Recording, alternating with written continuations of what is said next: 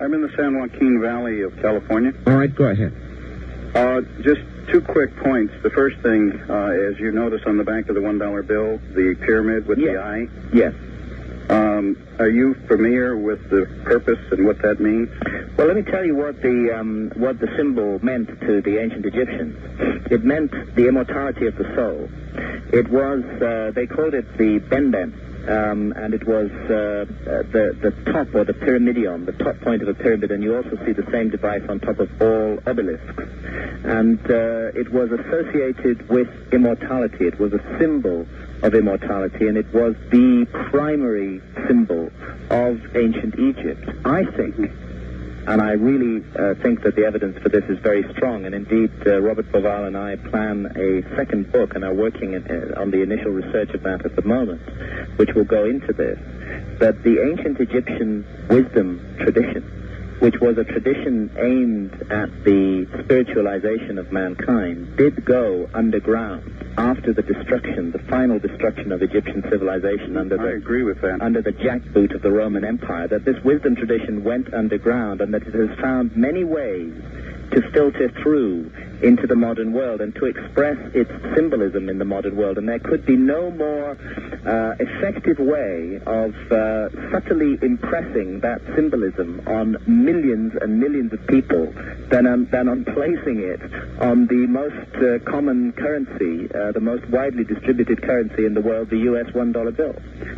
Also, I wanted to quickly mention that as a scientist, many of my friends, I believe you know Dr. Patrick Flanagan, is that correct? The name rings a bell, but you better remind me. Okay, I'm holding a book in my hand that was published in 1974 called Pyramid Power by Dr. Patrick Flanagan.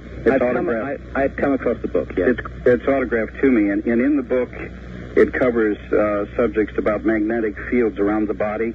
Yes. How it affects the body. He spent many days in the pyramids. Matter of fact, he slept in the pyramid. He recorded some of the dreams that he had, incredible dreams. Yes, I can believe it. Are you familiar with the sacred cut that he speaks of, the golden section? Yes, indeed. And the golden section is expressed in the mathematics of the so-called King's Chamber, which we believe was a chamber of initiation. It was used in the, again, we go into this in detail in the message of the Sphinx, but we believe that the Great Pyramid of Egypt was the culminating point of an extraordinary initiation ceremony aimed at heightening the consciousness of the initiate to an almost unimaginable level, and that the frequent out-of-body experiences which modern people who have spent the night in the King's Chamber of the Great Pyramid report are connected to this ancient ceremony, that the initiatory function of these monuments is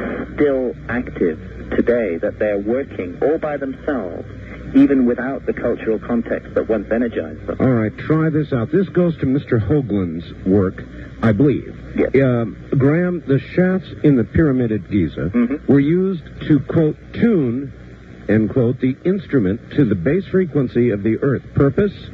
To attempt to keep the Earth in tune and prevent geologic disasters. Well, I think that when we look at monuments like the three Great Pyramids of Egypt, we are looking at complex, multi-functional monuments which do many different things. To give a couple of, before I come to that point that you just raised, to give a couple of other examples, we know now that the three Great Pyramids represent on the ground the three stars of the belt of the constellation of Orion. They're laid out in exactly the pattern of those three stars, and indeed in the pattern of those three stars in 10,500 BC. So they're, at one level, they're a stellar diagram. The Great Pyramid of Egypt is also a mathematical scale model of the northern hemisphere of the Earth. If you take the height of the Great Pyramid and multiply it by 43,200, which is not a random number, it would take me too long to explain why, but it's connected to the precession of the equinoxes, then you get the polar radius of the Earth. And if you take the base perimeter of the Great Pyramid and multiply it by the same value, 43,200, then you get the equatorial circumference of the Earth. So we're already seeing that these monuments can be at one level a model of the Earth, at another level that they map 3 stars in the constellation of Orion, and I think it's highly likely, I'm absolutely certain about the initiatory function of the monument, that extraordinary ceremonies took place inside them, aimed at heightening and spiritualizing the consciousness of mankind, and we express this in the message of the Sphinx. It is also highly likely that these monuments had a function related to the Earth itself and to the balancing of the Earth itself. Many people are unaware that the 3 Great Pyramids stand precisely on latitude 30, and latitude 30 is exactly 1/3 of the way between the equator and the North Pole. This positioning is not accidental. These monuments may well have been designed to have a balancing function, and indeed we go into this to some extent in an appendix in the message of the Sphinx, and those shafts, whilst I'm certain that they had important symbolic and ritual functions, may also have had much more practical functions. So I would not dismiss that notion at all. Here's a dumb question for you. The Mideast has always been a place that we've had to worry about war and rumors of wars. Suppose there were a war. Suppose a nuclear device destroyed the Sphinx, the pyramids, the whole area.